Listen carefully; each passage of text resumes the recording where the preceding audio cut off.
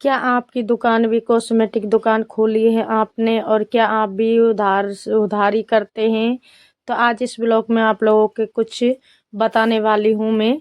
तो गाइस जी, आप कॉस्मेटिक दुकान है या कुछ की दुकान है तो उधारी से बचने के लिए क्या न करना चाहिए, क्या करना नहीं चाहिए?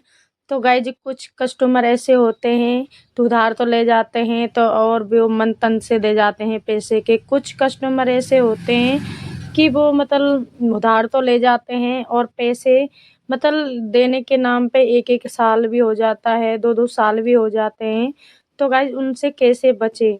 तो गाइस उनका आज मैं इस ब्लॉग में बताने वाली हूँ, तो उनसे बचने के क्या-क्या तरीके हैं।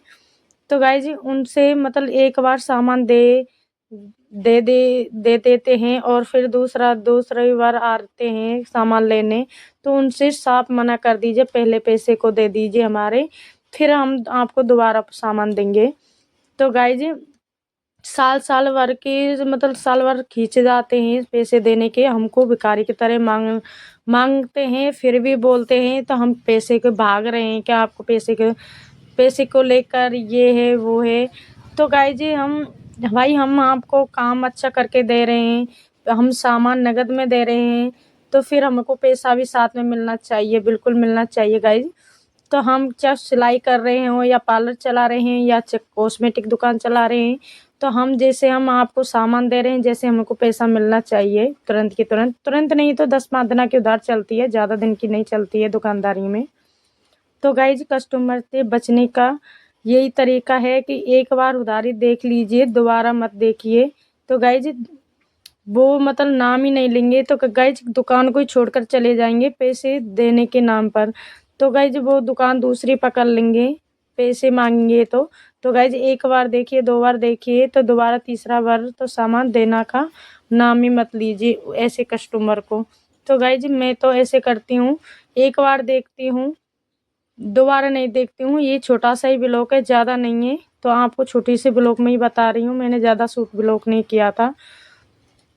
तो ये दीदी आई थी तो कुछ सामान वगैरह लेने आई थी और कुछ बच्चों के लिए आई थी। तो ये मतलब उधार ले जाती हैं मेरे से और दे जाती हैं पैसे। मतलब इतना उधार नहीं करती हूँ मैं, जितना ही करती हूँ हाँ, ये टाइम से दे जाए। तो गाइस उधारी उनसे करना चाहिए जो मतलब टाइम से बिना किए पूछे-ताछे दे जाए। तो मैं उनको ही ज़्यादा करती हूँ। तो गाइस मेरे पास ऐसे-ऐसे कस्टमर आते हैं, तो वो साल-साल भर हो जाती है, 2-2 साल हो जाते हैं। मतलब वो देने के नाम ही नहीं लेती हैं और कहते हैं तो बोलती है कि हम इन पैसे से ही सामान आएगा, ये वो। चाहे सामान आए या ना आए, तो गाइस हम 2-2 साल नहीं दिखा सकते क्योंकि हम पैसे देकर ही सामान लेकर आते हैं। हम तो नगद मतलब उधारी दे देते हैं, पर हमको कोई उधार नहीं देता है, क्योंकि हम सामान लेने जाते हैं तो पहले पैसे देते हैं, फिर सामान को लेकर आते हैं। किसी दुकान पर, कोई की दुकान पर हो, तो हम पहले पैसे देते हैं, पीछे हमको मतलब सामान मिलता है। तो हम तो उधारी कर लेते हैं गाइस। यहाँ गाँवों में गाँव के हिसाब से दुकान चलानी पड़ती है। तो गाइस जी मैं तो ऐसे कह रही हूँ कि कस्टमर से मतलब जो मतलब ज़्यादा ख़राब कस्टमर होते हैं, 2-2 साल खींच जाते हैं, 1-1 साल, 3-3 साल, तो उनसे संपर्क दूर रखे तो ही अच्छा है, या सामान ले या ना ले।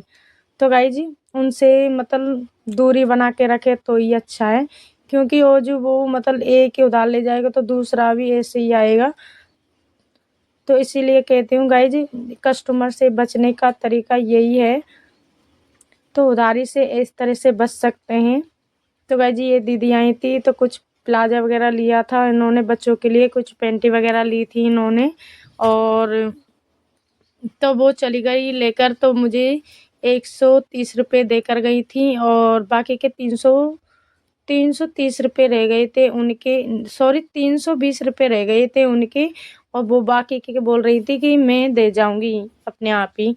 तो गाइस हम ऐसे लोगों को ही देते हैं उधार, और मतलब वैसे लोगों को नहीं देते हैं, बिल्कुल नहीं देती हूँ। चाहे सामान मेरा रखा रह जाए, पर बिन लोगों को नहीं दूँगी मैं अब बिल्कुल। तो गाइस मैं एक बार देखती हूँ, दोबारा नहीं देखती हूँ कस्टमर को। तो गाइस ये कुछ ये बच्ची आई थी सामान लेने, तो ये भी लेकर गई थी 145 का सामान, तो वो मतलब लेकर चली गई। तो उसके बाद तो आज के ब्लॉग में आपका छोटा सा ही ब्लॉग है, ज़्यादा बड़ा नहीं है। तो आज के ब्लॉग में राधे राधे, जय श्री कृष्णा।